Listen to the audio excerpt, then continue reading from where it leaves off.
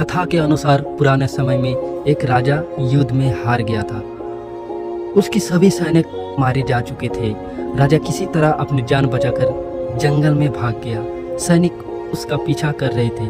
वह बचने के लिए एक गुफा में छिप गया। सैनिक राजा को जंगल में खोजते खोजते उस गुफा तक पहुंच गया। गुफा के अंदर राजा को ढूंढा, लेकिन सैनिक उसे ढूंढ नहीं सके। बाहर आकर सैनिकों ने बड़े बड़े पत्थरों से गुफा बंद कर दी। गुफा बहुत गहरी थी। अंदर की ओर राजा छिपा हुआ था। वह काफी थक चुका था। भूख प्यास की वजह से बेहाल हो रहा था।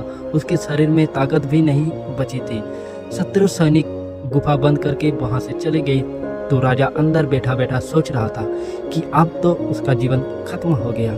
वह गुफा से कभी बाहर नहीं निकल पाएगा। राजा निराश हो चुका था। तभी उसे माँ की एक बात याद आई।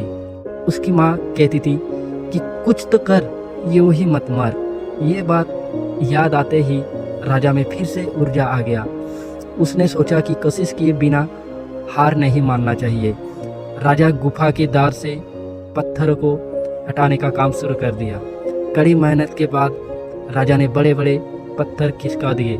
किसी तरह राजा ने बाहर निकलने की थोड़ी सी जगह बना ली थी। राजा गुफा से बाहर निकला और अपने मित्रों राजा के पास पहुंच गया। मित्रों राजाओं की मदद से अपने शत्रुओं को पराजित कर दिया और अपना राज्य वापस प्राप्त कर लिया। इस कथा की सीख यही है कि हम सफलता मिलने तक हार नहीं मानना चाहिए। जिस पल हम हार मान लेते हैं उसी समय असफल हो जाते हैं। धन्यवाद।